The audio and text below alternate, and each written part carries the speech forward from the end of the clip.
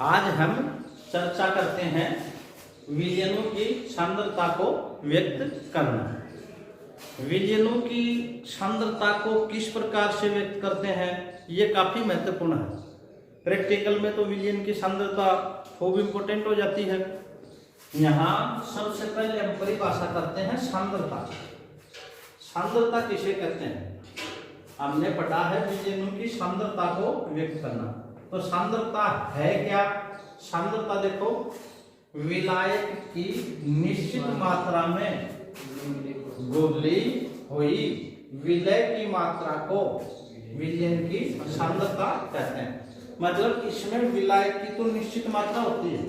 किसकी मात्रा निश्चित होती है? विलायक की निश्चित मात्रा में, और घुली हुई विलय की मात्रा को ही विलयन की सांद्रता कहते हैं। तो विलयन की सांद्रता किसकी मात्रा होगी? विलय की। वो किसमें घुली हुई होती है? निश्चित मात्रा के विलायक में। निश्चित मात्रा के विलायक में किसी विलयन की सांद्रता का मात्रात्मक वर्णन निम्न 3 प्रकार से किया जाता है। पहला है भार, आयतन, मात्रा। आप इस चीज को और अच्छी तरह से समझ लो कि ऊपर तो ये आता है विलय, ऊपर क्या आता है? विलय, और नीचे क्या आता है? विलयन। या तो विलयन आ जाता है या विलायक आ जाता है। तो ऊपर विलय की मात्रा होती है हमेशा, है ना, और किसमें? विलायक की निश्चित मात्रा में घुली हुई हो। तो पहला तरीका भार, भार मात्रक। पहला है भार, आयतन, मात्रक। ये तो भार तो होता है विलय का, ऊपर विलय का, और आयतन होता है नीचे विलयन का। तो इसको बोलते हैं भार, आयतन, मात्रक।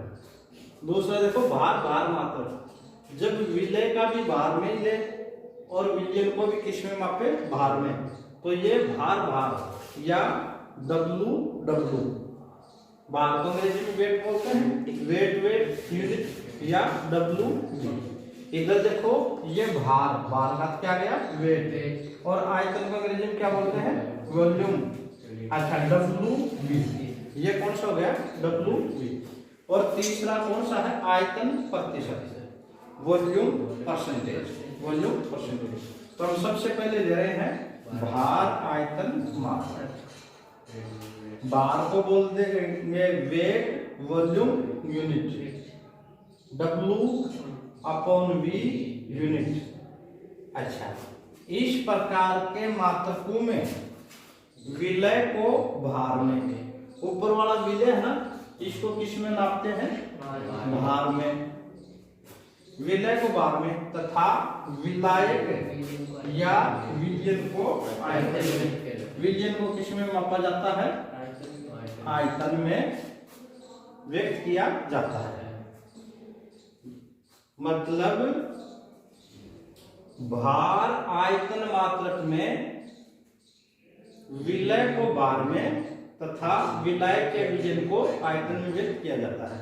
इसमें निम्नलिखित मात्रक आते हैं। पहला है द्रव्यमान आयतन प्रतिशत, द्रव्यमान आयतन। दूसरा मोलरता, वेरी वेरी इंपॉर्टेंट है। नॉर्मलता, वेरी वेरी इंपॉर्टेंट है। फॉर्मलता। तो ये 4 हम इस वर्ग में करेंगे।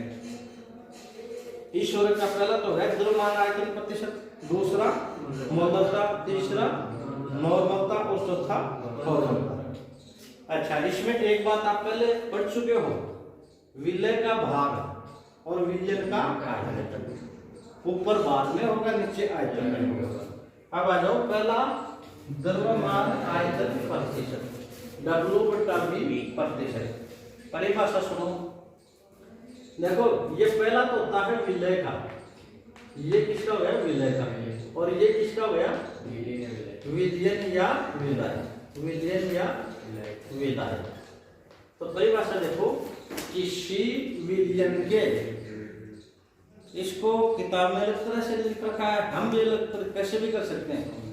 किसी विलयन के, ये नीचे वाला फिक्स रखते हैं, 100 मिलीलीटर ले लिया।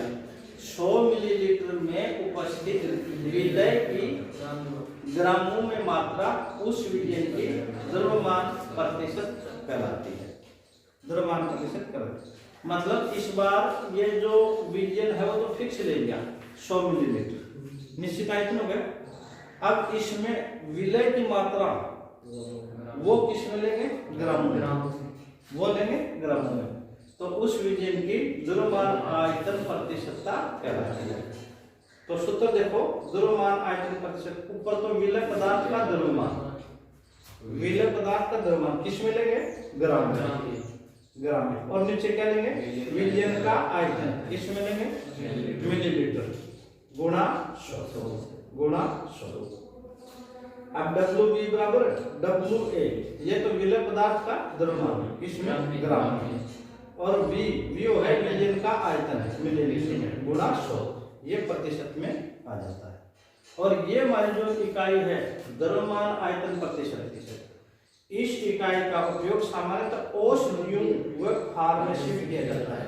फार्मेसी जब दवाई बनती है ना, फार्मेसी किया जाता है। उदाहरण देखो, आंख धोने के लिए 1% WV बोरिक अम्ल का उपयोग करते हैं। 1% WV बोरिक अम्ल का उपयोग करते हैं। तो ये हमारा एकमात्र हो गया द्रव्यमान आयतन प्रतिशत। कौन सा हो गया? द्रव्यमान आयतन प्रतिशत। परिभाषा बता दो, किसी विलयन के 100 मिलीलीटर में उपस्थित विलय की ग्रामों में मात्रा उस विलयन की द्रव्यमान आयतन प्रतिशतता कहलाती है। या इसी को ग्राम भागों में कर सकते हो, है ना? तो WA ये ग्राम में लेंगे, V मिलीलीटर में लेंगे गुणा 100। अब एक हम इसका उदाहरण करते हैं।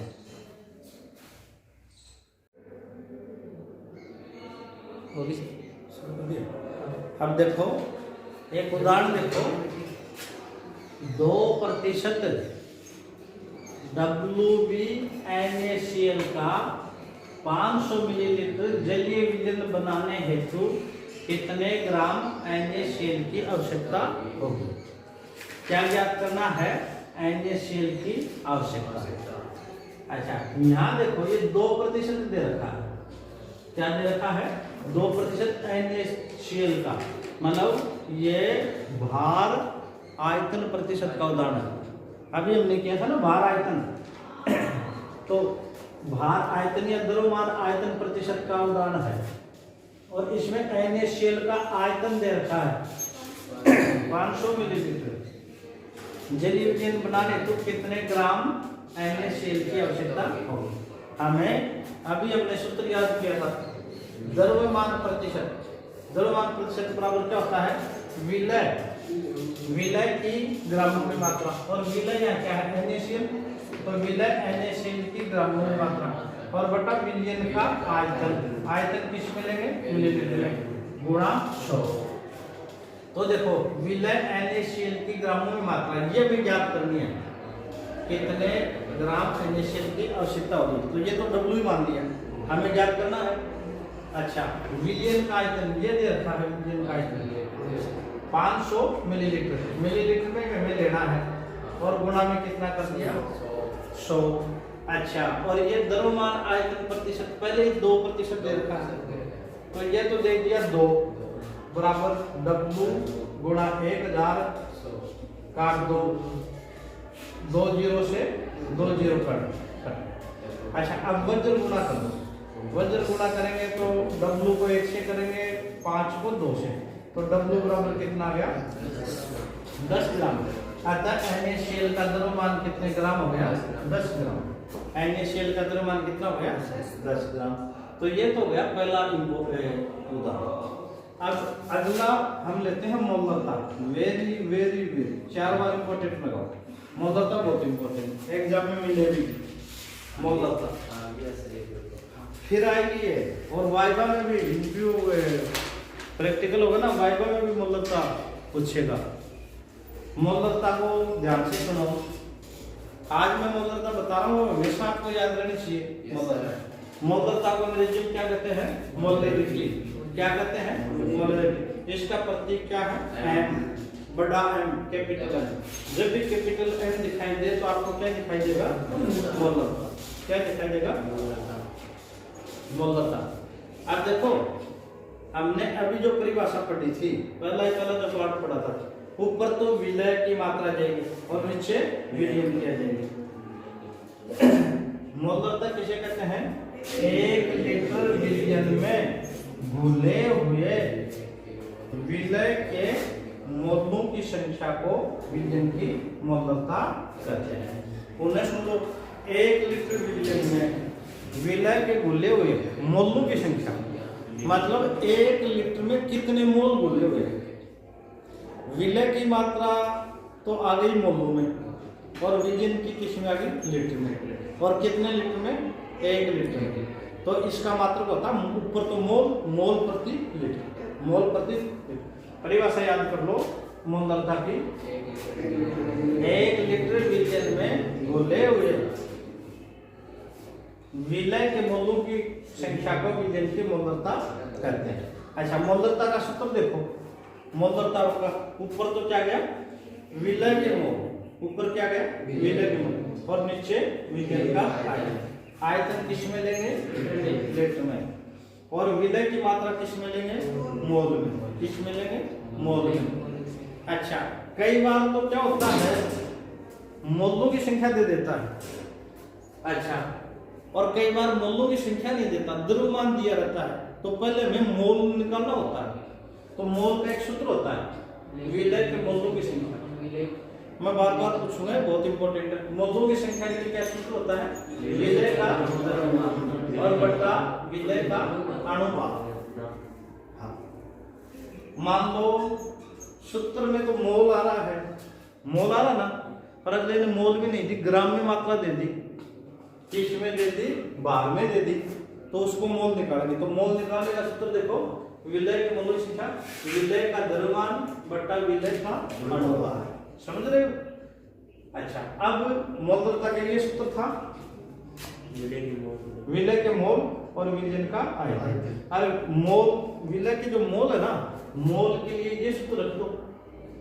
विलय के जो मोल है ना, मोल के बराबर देखो भाई, ये सूत्र रखना, उसमें लिखना मोलरता बराबर। पहले विलय के मोल है, विलय के मोल है ना, तो ये लिख दिया विलय का द्रव्यमान बटा विलय का अनुपात। अब आगे इसमें नीचे बचा हुआ है विलयन का आयतन और गुणा में कर दिया 1 बटा विलयन का आयतन, इसमें लीटर, इसमें लीटर। ये जो उदाहरण है इस पर आधारित है। ये आपके बोर्ड एग्जाम में काफी बार आ रखा है और खूब इंपोर्टेंट है। बोर्ड में आएगा ये एग्जाम, बोर्ड के एग्जाम में आएगा। पढ़ो इसको, करो, करके दिखाओ, करके दिखाओ इसको।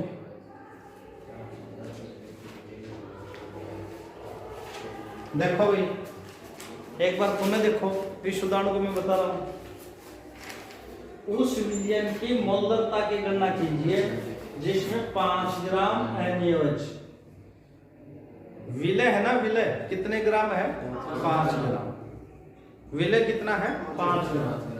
450 मिलीलीटर विलयन में घुला हुआ है और विलयन कितना है? 450 मिलीलीटर विलयन है। हमारा मोलरता का सूत्र बताओ, विलय के मोल बटा विलयन का आयतन। पर विलय का तो मोल इसने दे ही नहीं रखा, इसने तो बाहर दे रखा है कितना? 5 ग्राम। तो पहले इसको मोल बदलेंगे, तो पहले ये सूत्र लगाएंगे मोलों की संख्या। विलय का द्रव्यमान, विलय का द्रव्यमान कितना है? 5 ग्राम।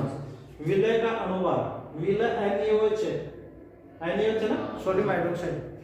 तो इसका अनुपात, इसका अनुपात देखो NaOH अनुपात याद करते ना, सोडियम का 23, ऑक्सीजन का 16, हाइड्रोजन का 1, जोड़ दो इनको, ये हो गया 24, 40 हो गया। अनुपात कितना हो गया? 40।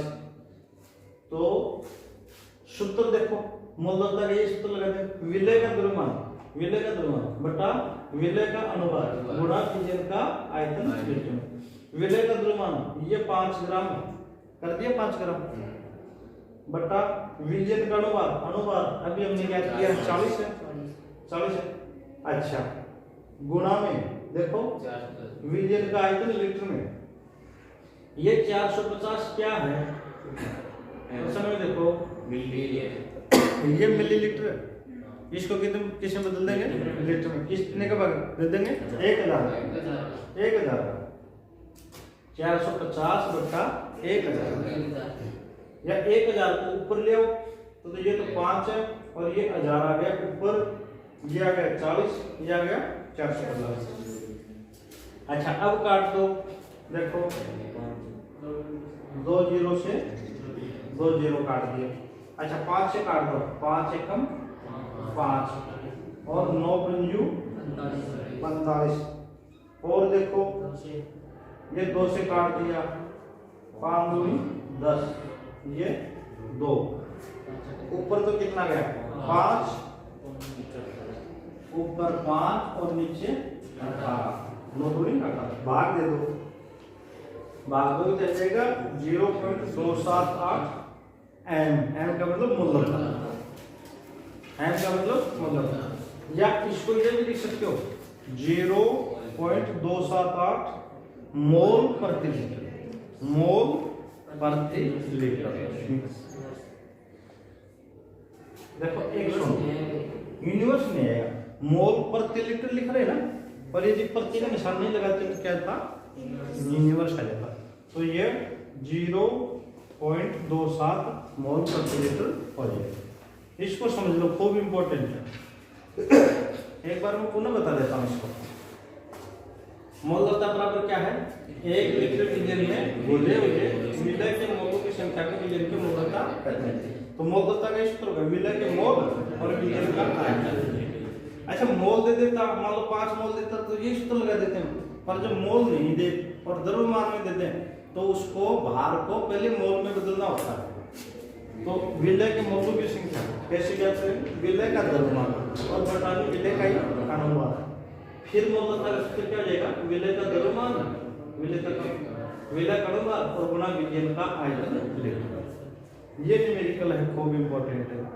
उस विलयन की मोलरता की गणना कीजिए जिसमें 5 ग्राम NaOH 250 मिलीलीटर विलयन में घुला हुआ। तो मोलरता बराबर विलय का द्रव्यमान, विलय का अनुपात, विलयन का आयतन। ये विलय का द्रव्यमान 5 है, विलय का अनुपात 40 है और ये आयतन दे रखा है 450 मिलीलीटर। मिलीलीटर इसको लीटर में बदल दो, 1000 चला जाएगा, हल कर लेंगे। खूब इंपॉर्टेंट है एग्जाम की दृष्टि से। आज हम देखेंगे नॉर्मलता। कल हमने पढ़ा था मोलरता। मोलरता की क्या परिभाषा पढ़ी थी आपने? मोलरता की ये परिभाषा पढ़ी थी, किसी विलय के मोलों की संख्या जो 1 लीटर विलयन में घुली हुई है उसे विलयन की मोलरता कहते हैं। मतलब 1 लीटर विलयन में घुले हुए विलय के मोलों की संख्या को मोलरता कहते हैं। आज इसमें थोड़ा सा परिवर्तन आएगा। विलयन तो 1 लीटर होगा ही, विलयन 1 लीटर होगा, उसमें घुले हुए विलय की मात्रा कल जो हमने मोलों में ली थी उसी को आज लेंगे ग्राम तुल्यांक बारों में, ग्राम तुल्यांक बारों में। तो नॉर्मलता की परिभाषा देखो, नॉर्मलता को अंग्रेजी में बोलते हैं नॉर्मेलिटी और इसका प्रतीक है एन।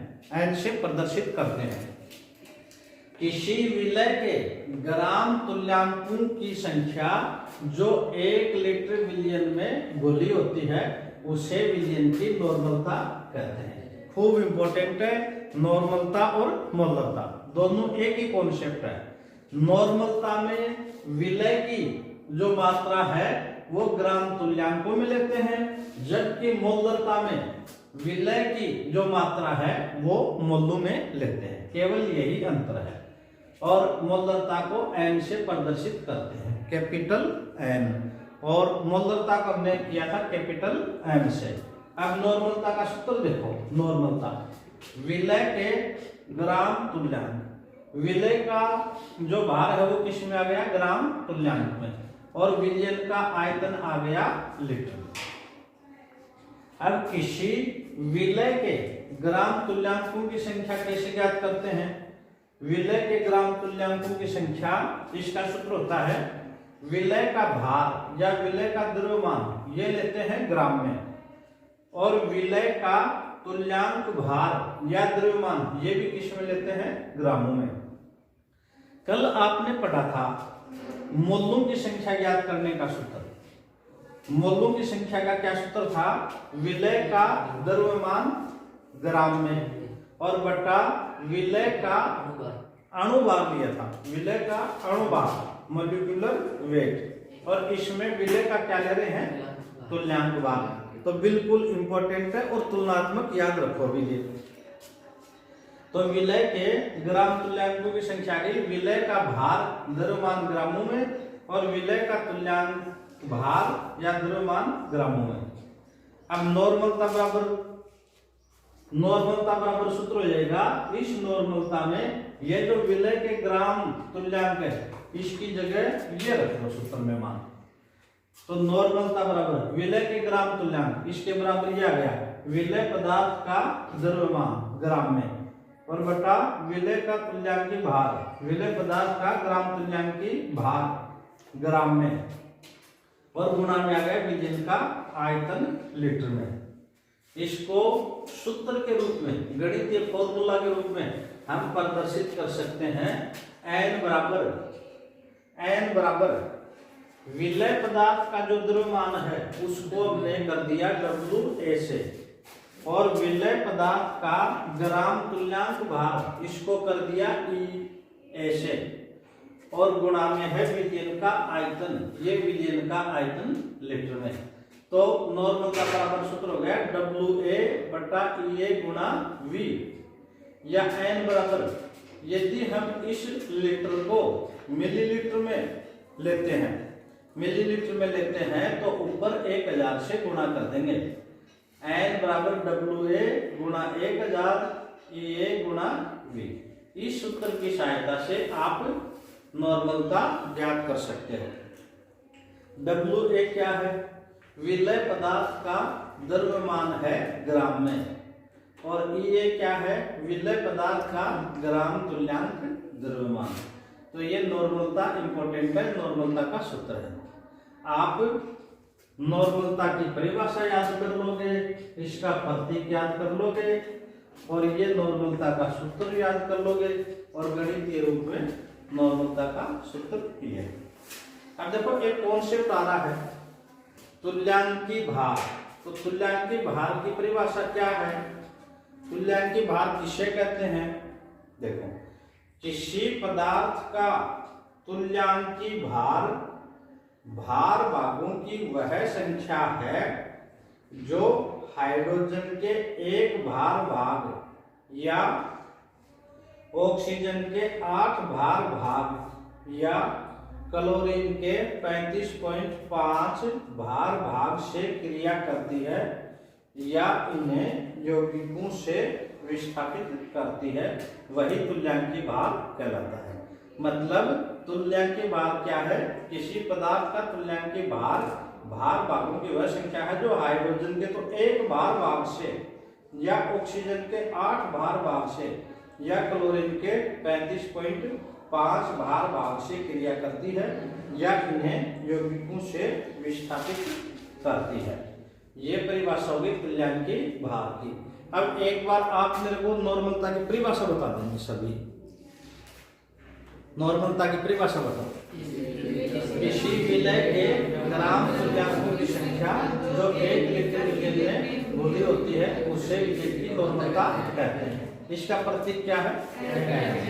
नॉर्मलता का सूत्र बताओ। विलय के ग्राम तुल्यांक और विलयन का आयतन लीटर में। अच्छा, इसका गणितीय रूप बताओ। n बराबर WA गुणा 1000 और EA गुणा V मिलीलीटर। चलो ठीक है। WA क्या है? विलय पदार्थ का द्रव्यमान, और EA क्या है? विलय पदार्थ का ग्राम तुल्यांक द्रव्यमान। अब उदाहरण देखो, H2SO4 का 1 लीटर n/10 विलयन बनाने के लिए कितने ग्राम H2SO4 की आवश्यकता होगी? न्यूमेरिकल सुनो। ये नॉर्मलता ज्ञात करने का सूत्र है। नॉर्मलता H2SO4 का 1 लीटर, मतलब इसने आयतन दे दिया 1 लीटर। हमेशा दो बात देखेंगे, एक तो विलय, इसमें विलय देखो क्या है, इस प्रश्न में विलय है H2SO4, और जो विलयन है, विलयन में विलय आ जाएगा। विलयन में हमेशा क्या है, विलयन में एक तो विलय होता है और एक विलायक होता है। एक क्या होता है, विलायक। विलायक यहाँ क्या है, जल। विलायक क्या है, जल। विलय क्या है, H2SO4। तो इस प्रश्न को समझो, H2SO4 का 1 लीटर, मतलब इसका आयतन कितना गया, 1 लीटर। N/10 बिलियन बनाने के लिए कितने ग्राम H2SO4 की आवश्यकता होगी। तो सबसे पहले मान लो H2SO4 का द्रव्यमान, वो मान लिया हमने WA, ये ज्ञात करना है। आयतन दे रखा है 1 लीटर। अच्छा, H2SO4 का तुल्यांकी भार ये 49 होता है, और ये नॉर्मल था ना, नॉर्मल था, ये दे रखी 1/10। तो नॉर्मल का n बराबर सूत्र हो गया WA गुणा EA गुणा V लीटर, पहले पढ़ चुके हैं। n बराबर ये मान रख दिया 1/10। WA ज्ञात करना है, तुल्यांकी भार 49 गुणा 1, वज्र गुणा करो, 10 को कर दो WA से, WA गुणा 10 बराबर 49, या W बराबर 49/10, या W बराबर 4.9 ग्राम। तो H2SO4 का द्रव्यमान कितना गया, 4.9 ग्राम, 4.9 ग्राम। कल ये प्रश्न आप घर से करके लेके आओगे। 550 ग्राम विलयन में 9.8 ग्राम H2SO4 घुला है, जिसका घनत्व 1.1 ग्राम प्रति मिलीलीटर है। तो इस विलयन की नॉर्मलता ज्ञात करनी है। क्या ज्ञात करोगे, नॉर्मलता। ये सूत्र लग जाएगा, नॉर्मलता, ये घर से ज्ञात करके जाओ। अब हम आगे लेते हैं भार, भार मात्रक। कल हमने पहला जो किया था वो किया था भार आयतन मात्रक, और ये कौन सा ले रहे हैं, भार भार मात्रक। इसमें विलय, ऊपर हम विलय ले रहे हैं उसका भी भार लेंगे, और नीचे जो विलय ले रहे हैं उसका भी क्या लेंगे, भार लेंगे, वेट लेंगे। ऊपर जो विलय है वो भी ग्राम में होगा, और नीचे विलयन है वो भी किस में होगा, ग्राम में। सुनो, इनमें विलय तथा विलायक दोनों को भार में व्यक्त किया जाता है। पहले हमने जो पढ़ा था भार आयतन मात्रक, उसमें भार को तो हमने लिया था ग्राम में, और आयतन को हमने लिया था लीटर में। तो ये इनमें क्या होता है, विलय तथा विलायक दोनों को भार में व्यक्त किया जाता है। ये मात्रक ताप पर निर्भर नहीं करते हैं। अब इसमें भार भार मात्रक में कौन कौन से हैं, एक तो द्रव्यमान प्रतिशत, एक मोल अंश या मोल गुण, एक मोललता या पारक पर मिलियन। हम एक तो ये पढ़ेंगे आपके कोर्स के अनुसार, और एक पढ़ेंगे मोललता, ये दो लेंगे। तो पहला देखो द्रव्यमान प्रतिशत, द्रव्यमान प्रतिशत W प्रतिशत। परिभाषा देखो, एक बात आप पहले से ही जानते हो, जैसे हमने मोललता में लिया था 1 लीटर विलयन में विलय पदार्थ के मोलों की संख्या थी। तो यहाँ विलय और विलायक, विलय और विलयन दोनों ही ग्रामों में है। तो निश्चित ताप पर 100 ग्राम विलयन में घोली हुई विलय की ग्राम में मात्रा द्रव्यमान प्रतिशत कहलाती है। तो एक बार परिभाषा बता दो द्रव्यमान प्रतिशत की, निश्चित ताप पर 100 ग्राम विलयन में घोली हुई विलय की ग्राम में मात्रा द्रव्यमान प्रतिशत कहलाती है। और सूत्र रूप में कैसे लिखेंगे, द्रव्यमान प्रतिशत विलय की ग्रामों में मात्रा और बटा विलयन की ग्रामों में मात्रा गुणा 100। अब विलयन में विलय और विलायक दोनों आ जाते हैं, तो इसको दो अलग अलग भागों में लिख दो। विलय की ग्रामों में मात्रा ऊपर आई जाएगी, और नीचे विलयन में विलय की ग्रामों में मात्रा और प्लस विलायक की ग्रामों में मात्रा गुणा 100। या गणित के रूप में प्रतिशत WW बराबर WB गुणा 100 बट्टा में WA प्लस WB। ये WB तो है विलय का भार, इसका भार है विलय का, और WA किसका भार है विलय का भार, विलय का भार। इस सूत्र पर आधारित आपकी जो किताब का उदाहरण नंबर है, पहला उदाहरण है, ये आप घर से करके लाओगे, कल इस उदाहरण को हल कर लेंगे।